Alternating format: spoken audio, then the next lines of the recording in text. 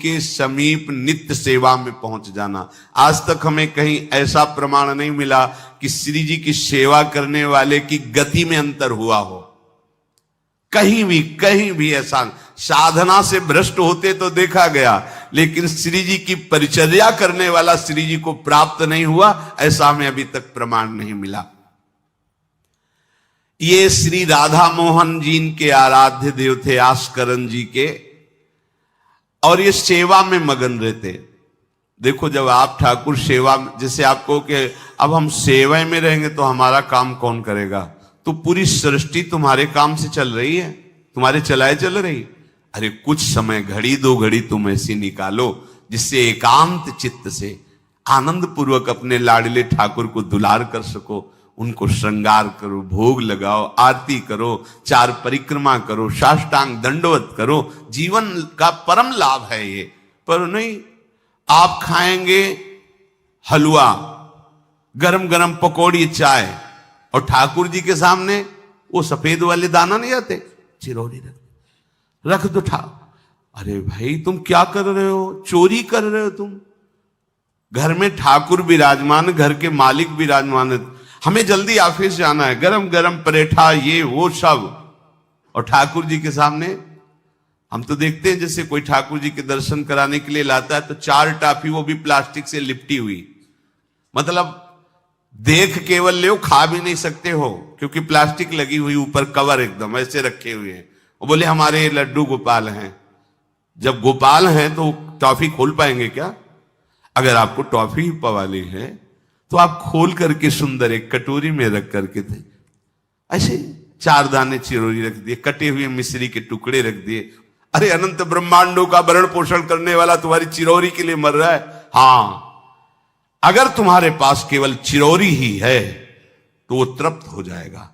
तुम खाओ हलवा, उसको रखो, चिरौरी तुम पहनो, एक से एक बढ़िया कपड़ा, और ठाकुर जी के लिए अलग कपड़ा होता है दुकानों में, वो ठाकुर जी के लिए लेना है।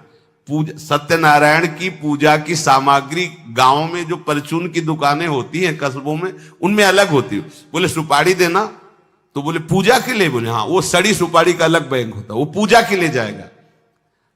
प्रभु के लिए तुम ऐसे चिरौरी रख देते हो। वो नारियल भी जिसमें पाली लो, देखो ना कथा, सत्यनारायण की कथा करनी, हमें नारियल दे दो।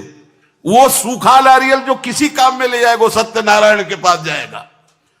वो कपड़ा टून का ना पहन सकते हैं, ना ओढ़ सकते हैं, ना बिछा सकते हैं, ना पोछा लगा सकते हैं, वो ठाकुर जी के लिए बलिहारी है श्रद्धा। तो भी ठाकुर जी भी ऐसी व्यवस्था करते हैं, ना पहनने लायक ना ओढ़ने लायक, ऐसा तुम्हें नया जीवन देंगे, जरूरत ही नहीं पड़ेगी कपड़े की, घूमो वैसे ही। हाँ, जरूरत ही नहीं पड़ेगी, अन्य योनिया नहीं, कोई जरूरत नहीं है, घूमो। इसलिए सावधान। भगवत सेवा का तात्पर्य है उत्तम भोग लगाए मोर मरकट को से। स्वामी जी महाराज परम विरक्त, वैराग्य की चरम सीमा स्वामी श्री हरिदास जी, लेकिन उत्तम भोग लगाए ठाकुर जी को। उत्तम उत्तम, तुम्हारे पास जो कुछ है उसमें सबसे बढ़िया भोग बनाओ।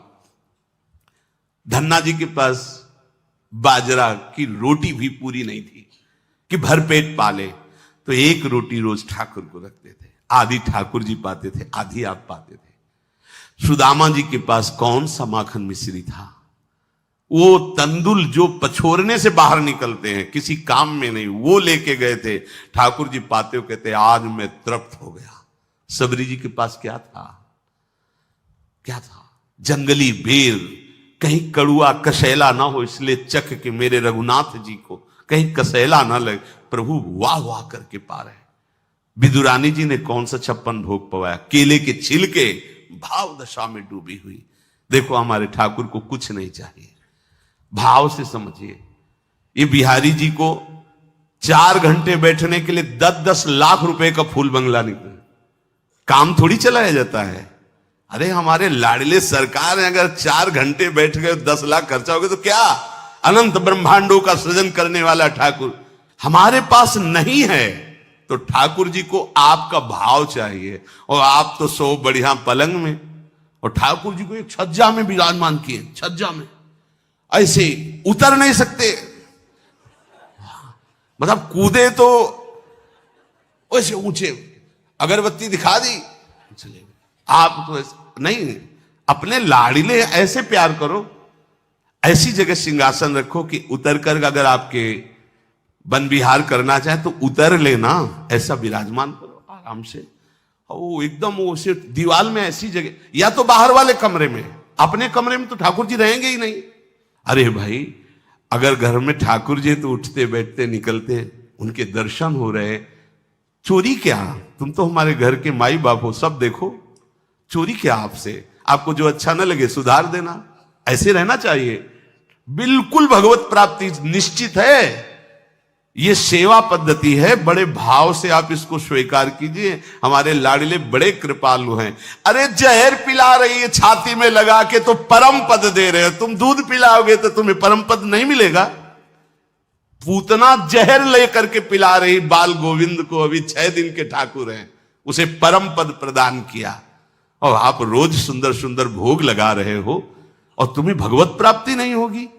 ठाकुर जी की आरती उतार रहे हो, बलिहारी जा रहे हो, उनके सामने कीर्तन कर रहे हो, नृत्य कर, विश्वास तो करो ना, तुम्हें भगवत प्राप्ति हो जाएगी। आस्करण जी ने एक चौकीदार पूजा गृह के बाहर बैठाल दिया और कहा कोई भी भीतर आने ना पावे, क्योंकि एक बार भी सेवा में विक्षेप मुझे बर्दाश्त नहीं। तो ठीक 10 घड़ी का इन्होंने भी नियम, जो नियम लो उसका निर्वाह करो। 4 घंटे।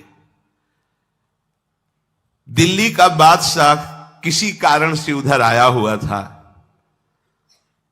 उसने कहा मुझे आस्करण जी से तुरंत मिलाया जाए। पहले तो राजा लोग होते थे और बादशाह, अब जैसे मुख्यमंत्री और प्रधानमंत्री, राष्ट्रपति। तो जो मुख्यमंत्री हैं ये राजा हैं प्रदेश के, और वो संपूर्ण राज्यों का बादशाह उसे कहा जाता था। आस्करण जी को शीघ्र हमारे सामने उपस्थित किया जाए। प्रार्थना की कि महाराज असंभव, इस समय आस्करण जी महाराज अपने ठाकुर जी की सेवा में हैं और उनका आदेश है 4 घंटे कोई हमसे बात ना करे।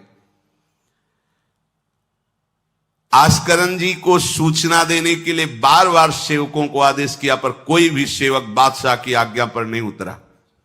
हम अपने राजा से ऐसा नहीं प्रार्थना कर सकते। 4 घंटे। बादशाह को बहुत कष्ट हुआ कि हमारी आज्ञा का उल्लंघन। तुरंत आदेश किया सेनापति को, बुलाओ, देखते हैं कि हमारी आज्ञा का उल्लंघन का परिणाम क्या होता है। सेनापति तुरंत उपस्थित हुआ। इस नगर के सबको दंड दिया जाए और बंदी बनाकर आस्करण को हमारे सामने लाया जाए, क्योंकि बादशाह है। अब अहम तो विराजमान है ही है, कोई परमहंस थोड़ी है कि अहंकार लीन हो गया है। बताया गया कि ठाकुर सेवा में, भगवत आराधना में 4 घंटे उनके पास कोई सूचना नहीं पहुंचाएगा। बादशाह की आज्ञा का उल्लंघन करने के कारण सब सैनिक जितने थे दब रहे थे। महाराज की तो आज्ञा है कि सूचना न दो, पर यहां तो सब गड़बड़ हो रहा है। बादशाह ही नाराज हो गया। बड़ी घबराहट पूरे नगर में फैल गई और पूरे सैनिकों में फैल गई। ये नरवरगढ़ ग्वालियर से दक्षिण में है। आस्करण जी ना शिकार खेलते थे, ना किसी को दंड देते थे, बस केवल भगवत सेवा, नाम जप, नाम कीर्तन, पूरे नगर को सब सुविधा, सबके घर में ठाकुर सेवा, सबके यहां नाम कीर्तन सुनाई देना चाहिए। जिसको जो जरूरत हो राज दरबार से ले जाए। किसी को लग सकता है अगर ऐसे बढ़ता रहेगा तो राज खजाना खत्म हो जाएगा। नहीं, अज्ञान से तुम सोचते हो। एक बार पूज्य पादुड़िया बाबा के यहां 500 लोगों का भोजन बना। अब वहां उत्सव में 5000 से भी अधिक लोग आ गए, तो जो सेवक जन थे, भंडारी थे, भाग के आए, बाबा अब तो बहुत ही हानि हो जाएगी, क्योंकि सब लोग आ गए, 5000 के लगभग लोग हैं और 500 का ही भोजन बना है। बाबा जी ने कहा घबराने की जरूरत नहीं। गए, अपना ऊपर का चला ऐसे डाल दिया जो रसोई बनी हुई थी, बोले इसे खोलना नहीं, बस बांटते जाओ। सब पा चुके, जितना बना था ना, भगवत प्रताप। हरिराम व्यास जी की बेटी का ब्याह, रात्रि में बारातियों के स्वागत के लिए एक से एक सुंदर पकवान बने हुए थे। क्योंकि जिनके चेला मधुकर शाह राजा थे उनके पास कमी क्या, सब सुविधाएं। हरिराम व्यास जी ने सोचा ये संसारी आदमी इतने सुंदर सुंदर पकवान पाएंगे, ये तो ठीक नहीं है। वृंदावन के संत जन लेंगे तो अपने ठाकुर का भोग लगाएंगे, पाएंगे, कीर्तन करेंगे।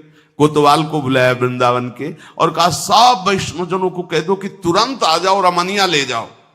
देखो कैसी भावना है, बेटी का ब्याह है। बोले संसारी आदमी बाराती क्यों पाएंगे, अब आप हो तो कह दे अरे इज्जत चली जाएगी, बाबा जी को खवाने से क्या इज्जत है, बारातियों को खवाएंगे तो इज्जत बनेगी। ये किसकी, देहाभिमानियों की। और अपनी इज्जत क्या है, श्यामा श्याम। अगर रसिकों को पवाएंगे तो हमारी इज्जत बन जाएगी, श्यामा श्याम प्रसन्न हो जाएंगे। तो श्यामा श्याम प्रसन्न हो जाएंगे, बाराती भूखे रहेंगे, ऐसा कैसे हो सकता है, ऐसा हो ही नहीं सकता है। हरिराम व्यास जी के, अब उनके लिए तो कोई रोक नहीं, उन्हीं की बेटी का तो ब्याह है। जो भंडारे में सब जमा थे, लड्डू गुलाब जामुन ये वो सब भर भर के अमनिया, ले जाओ ले जाओ।